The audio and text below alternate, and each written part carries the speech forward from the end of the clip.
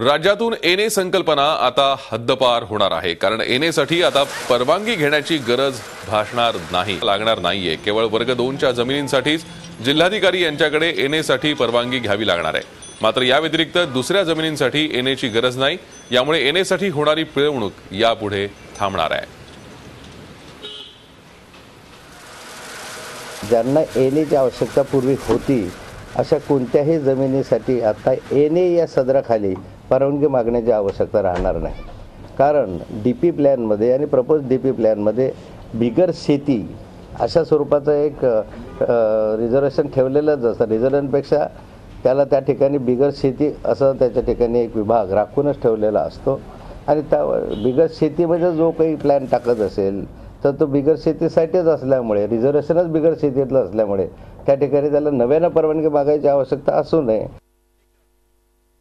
आपण या संदर्भात अधिक चर्चा करूयात। बुधाजीराव मुळीक सध्या आपल्या सोबत आहेत। बुधाजीराव, काय सांगाल, ही अटच आता वगळण्यात आली आहे एनएची, याचा नेमका फायदा कोणाला होईल, कशा प्रकारे होईल? मी जे आता ऐकलं बातमी तर त्यात असं दिसतं की हे पर्टेन टू शहराला असेल असं वाटतंय मला।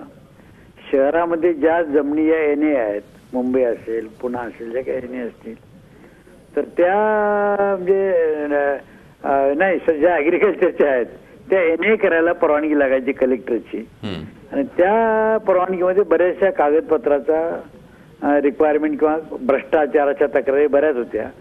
त्या संदर्भात निर्णय, कारण काय शेतकऱ्याला शेत बांधायला परवानगी लागत नाही।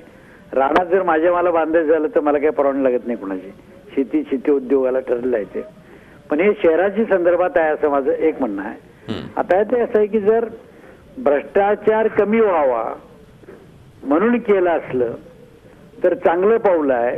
फक्त एकच त्यात आहे, ह्या जमिनी शेतकऱ्याच्या आहेत का बघा अगोदर, नाहीतर त्या असायच्या बिल्डरनी कुणीतरी घेतलेल्या आणि त्या एनएत अडकल्या असायच्या। अशा 1000 एकर काढत नाही ना आपण, एवढंच बघायला पाहिजे।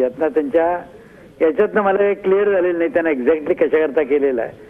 पण ठीक आहे, जर त्याने असं म्हटलं की शहरामध्ये ज्या ऍग्रिकल्चर जमिनी आहेत त्या एनए करायला याच्या पुढे शासनाची परवानगी लागणार नाही, हे करताना माझं एकच म्हणणं आहे की या शेतकऱ्यांच्या नावावर आहेत काही पहिलं बघावं आणि दुसरं हे करताना भरमसाठ बांधकामं शहराच्या लंग जे आहेत त्या जाणार नाहीत हेही सरकारने बघावं या निमित्तानं असं मला वाटतंय। कारण आता क्लिअर त्यांचं काही आलेलं नाहीये। बरोबर, एकच आहे। पण जसं तुम्ही म्हणताय की या शेतकऱ्यांच्या जमिनीत काय तपासून घेणं आवश्यक आहे, जर या विकासकांच्या असेल घेऊन ठेवली असती 200 एकर तर तो विकासकाचा फायदा होऊ शकेल। मग त्याचाच फायदा झाला ना, कारण तो लंग्स बघणार नाही, काही बघणार नाही, आपल्या 15 मजली बांधत बसेल तो आणि मग शहरात ते अडचण येईल ना। पण हा शेतकऱ्यांच्या असल्या तर हा चांगला निर्णय आहे भ्रष्टाचाराचा। दुसरं बघावं की हे बांधताना सुद्धा याने हे असं होऊ नये की शहराचं तुम्हाला विद्रुपीकरण होऊ नये। कारण शहराचं कुठेही तुम्ही हे बघितलं पाहिजे त्यांनी, पाहिजे त्या जमीनच्या मालकाला आहे त्या किमतीत द्याव्यात त्यांनी, पण ज्या मोकळ्या जागा आहेत त्या मोकळ्या जागा त्यांना लंग्स म्हणून ठेवाव्यात असं माझं ठाम म्हणणं आहे बरं का। नसलं तर त्या शेतकऱ्यांना तिथे शेती करू द्या। म्हणजे आता जो भाजीपाला लांबून 100, 200, 300 किलोमीटर येतो, दूध जे येतं ते तिथं करतील, बरोबर, आणि त्यांना जे फॅसिलिटी करावं लागतं ते सरकारने करावं माझं म्हणणं आहे। खरंय, धन्यवाद आमच्याशी बोललात सविस्तर याबद्दल। एनएसाठी होणारी पिळवणूक थांबणार असं सरकार म्हणत असलं तरीही नेमकी ही जमीन कोणाची हे तपासून घेण्याची गरज असल्याचं कृषीतज्ञ बुधाजीराव मुळीक यांनी झी24 तासशी बोलताना सांगितलंय।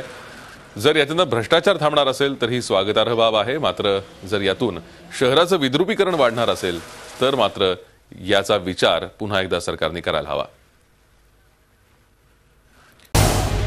झी24 तास रहा एक पाऊल पुढे।